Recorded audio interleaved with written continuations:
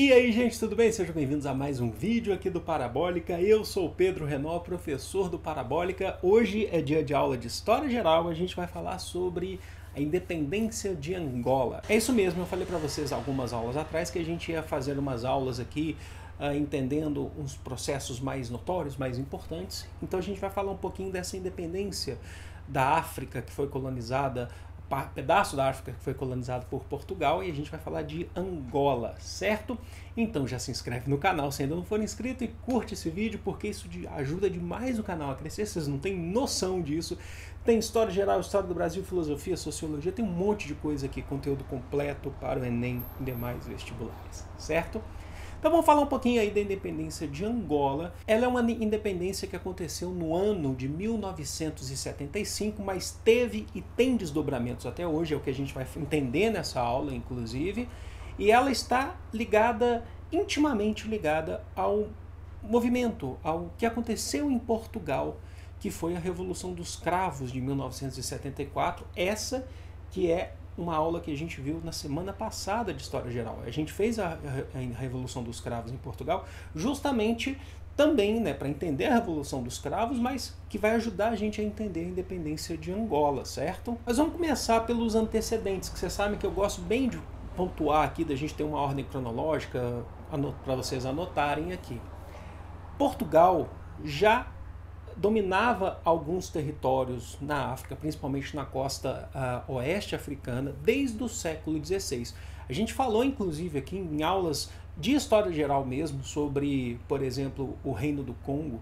Portugal ele tinha uma relação no Reino do Congo, com o Reino do Congo desde o século XVI. Angola, para que fique claro, parte de Angola, do que é Angola hoje, pertencia ao Reino do Congo. A África não era dividida em países, né? Lá no século XVI até o século XIX. E Portugal já tinha algumas regiões de domínio ali. Domínios, mas que não era de forma oficial. Eles não colonizavam a região, mas eles tinham relações com alguns grupos africanos, já promoviam algumas guerras ali, já faziam alguns contatos comerciais com alguns grupos africanos, principalmente para escravizar pessoas, para trazer para as suas colônias aqui, além do Atlântico, né? Principalmente aqui no Brasil. Então, grande parte da população que vinha do Reino do Congo para o Brasil vieram para trabalhar, para serem escravizados e trabalharem principalmente aí na cana-de-açúcar, mas principalmente mesmo no século XVIII nas minas de ouro aqui nas Minas Gerais. Só que quando a gente chega no século XIX, a gente passa a conhecer melhor o que a gente vai falar aí de neocolonialismo, né, o imperialismo. Em 1884 é feita a Conferência de Berlim, que vocês conhecem bem, a gente já falou também em aulas sobre imperialismo aqui, que é aquela conferência que define os rumos que os europeus vão tomar agora com a África. E é a partir da Conferência de Berlim que, algum tempo depois, eles vão promover a chamada Partilha da África, dividir a África em países com zonas de influências para as grandes potências colonizadoras europeias. Então Portugal meio que oficializa esse neocolonialismo em Angola. Define-se Angola como uma neocolônia portuguesa, porém já havia muita resistência dos angolanos, da população que vivia em Angola, tanto a população formada por nativos ali da região, ou com até mesmo europeus que viveram lá ao longo desses séculos. Criou-se uma resistência muito grande contra esse neocolonialismo português. Então, o processo de domínio oficial vem a partir da Conferência de Berlim, sim. Mas o domínio mesmo, na prática, ele vai ocorrer principalmente no início do século XX. No ano de 1910 é instalada a República Portuguesa. Isso vai dar uma diferença nos domínios africanos, um abalo nos seus domínios ali na África. Por quê? Porque antes a gente estava falando do Império Luso, o Império Ultramarino, né, que vem lá desde o século XIV. Agora estabeleceu um processo de república em Portugal. E isso vai fazer com que parte dessa colônia, das colônias africanas ali de Portugal, vão começar a se organizar, vão começar a reivindicar mais os seus direitos. Só que mesmo assim Portugal não deixou barato, porque em 1930, atenção, anotem isso que eu vou falar, Portugal lançou uma lei chamada de Ato Colonial, que vai ser serão regras que Portugal vai estabelecer sobre todos os seus domínios, suas colônias na África. E consistia principalmente esse ato colonial em definir que todos os domínios coloniais na África que pertencem a Portugal, em qualquer parte do mundo, mas nesse caso a gente está falando da África, estarão sob proteção do nome aí Império Colonial Português. Por mais que Portugal seja uma república, ele define que as regiões onde ele impera pertencem agora, são chamadas de Império Colonial Português. Então Angola faz parte do Império Colonial Português. Mas isso é uma forma de tentar oficializar medidas adotadas pelo ato colonial. Como? Expandir o cristianismo, já que Portugal era um país de maioria cristã, expandir o cristianismo para essas colônias e fazer o que eles vão chamar aí de civilizar os africanos. Por que civilizar, entre aspas, que eu estou fazendo aqui no gesto para vocês? Porque é um conceito muito relativo, a gente entende isso pela sociologia, entende isso pela antropologia. Quando eles definem que eles vão civilizar, eles estão tentando impor uma cultura, impor um meio de vida, impor uma economia, uma sociedade, uma política, que eles julgavam, né, nesse caso, o governo português lá no início da República julgava ser superior. E aí entra muito aquela história também que a gente já falou aqui da eugenia, né, dos bem-nascidos. Os europeus são bem-nascidos e vão levar a civilização, eles estão ali ajudando os africanos, né? Que a gente sabe que é muito triste a gente pensar assim, é muito triste a gente entender o que é essa eugenia, né? Pois bem, só que em 1932, Portugal inicia um processo ditatorial dentro da República, que vai ser aí o salazarismo, que a gente falou na última aula, inclusive, olha que interessante, que é a República Ditatorial lá de Antônio de Oliveira Salazar, que tinha um caráter fascista, aliado a planos, a ideais fascistas que estavam acontecendo na Europa, nazifascistas ali na Europa naquele período. A gente falou isso na última aula, vocês lembram bem?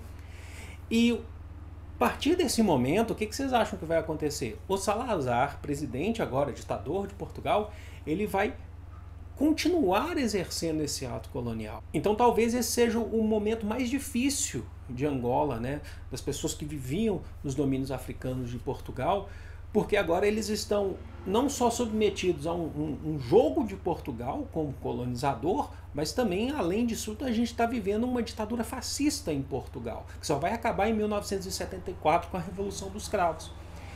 E quando a gente tem a Segunda Guerra Mundial e ela termina em 1945, em 1946 é criada a Organização das Nações Unidas, essas ditaduras que a gente está vendo, principalmente de caráter nazifascista na Europa, elas se enfraquecem, por mais que algumas continuem, como é o caso do franquismo espanhol e o salazarismo português, elas se enfraquecem. Então, Portugal acaba se enfraquecendo em relação aos seus domínios na África. E é nesse momento que Angola vai iniciar, os grupos que vivem em Angola vão iniciar agora um processo maior de resistência para conseguir a sua independência. A ONU, existe uma pressão internacional muito grande para que isso aconteça, e isso vai ser extremamente significativo, esse apoio internacional, essa conjuntura internacional, para que a gente tenha a descolonização de Angola. E aí um ponto importante, os anos 50 e os anos 60 do século XX são fundamentais agora para entender essa descolonização. Porque nos anos 50 é criado pelo Partido Comunista Angolano o MPLA, Movimento Popular de Libertação de Angola.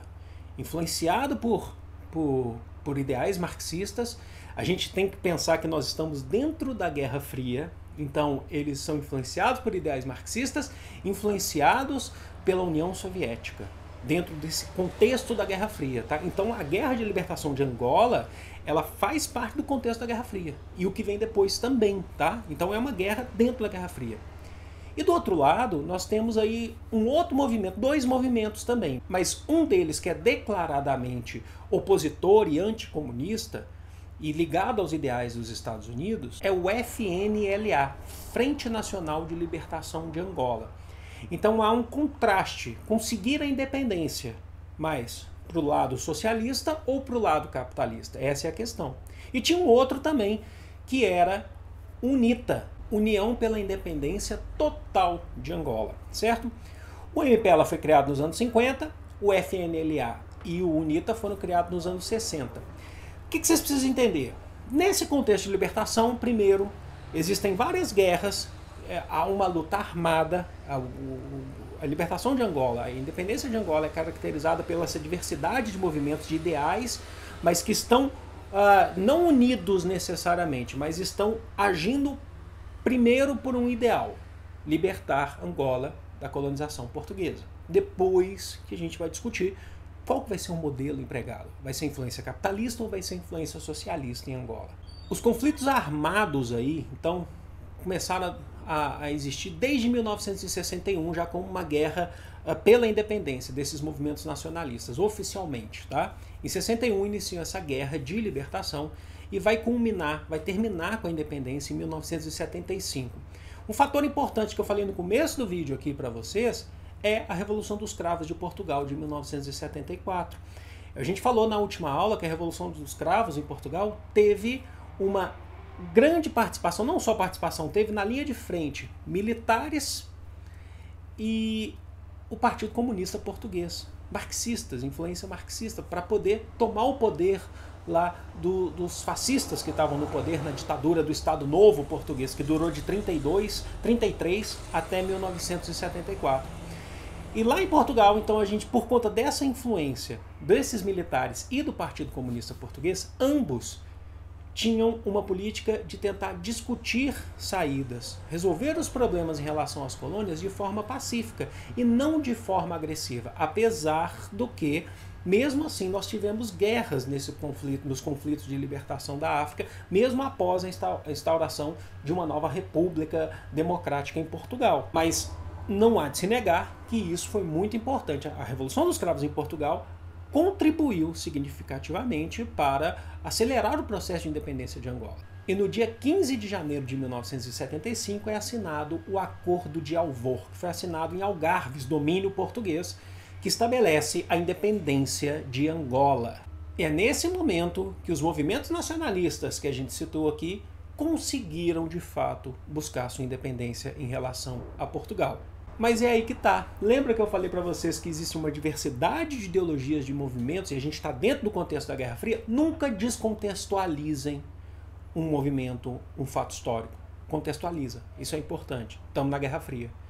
Então, já desde 1975 até 2002, tá? Até recente, a gente vai ter uma grande guerra civil acontecendo em Angola, encabeçada principalmente pelo MPLA, de influência marxista, com apoio em determinado momento da União Soviética, mas também apoio de Cuba, Cuba socialista, que interviu diretamente no conflito, apoiando o MPLA.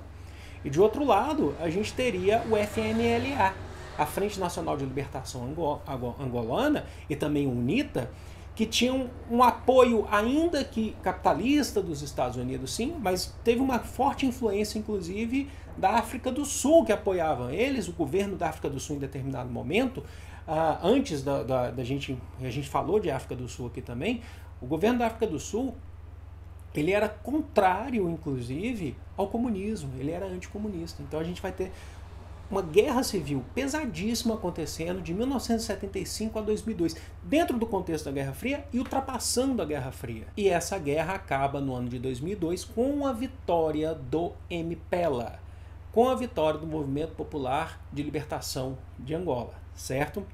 Só que as consequências são complicadas por conta dessa guerra, de ambos os lados. Essa guerra totalizou ao longo de sua história cerca de 500 mil mortos em Angola. E milhares de pessoas tiveram que se deslocar em busca de sobrevivência. Tiveram que sair de suas regiões nessas guerras civis pesadas que a gente tem. Então, isso a gente está falando, teve excessos acontecendo de todos os lados. É uma guerra e muitas vezes quem sai perdendo é a população. Muitas vezes não, sempre é a população que está saindo perdendo, certo? E para vocês entenderem, até hoje, com a vitória do MPLA em 2002, até hoje o governo de Angola está hoje nas mãos do MPLA. Agora, professor, Angola é socialista? É com muita calma para pensar nisso, tá, gente? Aí seria um contexto para uma outra aula para poder definir nesse sentido. Mas não necessariamente Angola é socialista, mas é feito, né? O governo é feito pelo MPLA, por um partido, que hoje é um partido pertencente à esquerda angolana, que vence eleições legislativas, inclusive, mas não necessariamente hoje a gente pode falar assim, Angola é socialista. Assim como a gente também não pode definir a China comunista pelo Partido Comunista Chinês, sendo que ela tem uma pegada capitalista. A gente já falou aqui, inclusive, sobre socialismo de mercado, que são outros 500, inclusive. Mas, de fato, a gente não pode negar a influência no MPLA do pensamento marxista. Então, por exemplo, se você pega a bandeira de Angola, você vê ali a foice e o martelo dentro das características angolanas, que é também muito próximo da bandeira do MPLA, certo? Então, muito cuidado quando a gente for falar sobre isso, tá? Porque em vários outros países, às vezes você tem a esquerda vencendo, não é o tema desse vídeo aqui, mas é importante que você saiba para ficar bem alerta. A esquerda vencendo, mas que não necessariamente estão transformando o país em socialista, mas pode ter uma grande influência de bandeiras levantadas da esquerda, certo? Mas, de fato, o que a gente teve depois em Angola, depois dessa guerra civil, foi uma ajuda humanitária muito grande. Até hoje, em Angola, você tem riscos de minas terrestres ainda ativadas. Eu não sei se hoje, necessariamente, mas eu lembro de notícias em jornais por muito tempo de várias pessoas andando em Angola. Isso aconteceu muito no Vietnã também, que eram pegas pós-guerra civil por explosões, que morriam ou tinham seus membros do corpo retirados, tiveram que amputar, né? O que é muito triste, né? As sequelas de uma guerra, elas nunca são boas, né? Essas sequelas. Bom, espero que vocês tenham entendido, espero que vocês tenham gostado. É uma guerra que pertence à Guerra Fria. Espero que vocês tenham compreendido e deixem aí a curtida que ajuda demais o canal a crescer, vocês sabem disso. Eu vejo vocês no próximo vídeo do Parabólica, vocês sabem que é de coração. Um grande beijo, fui!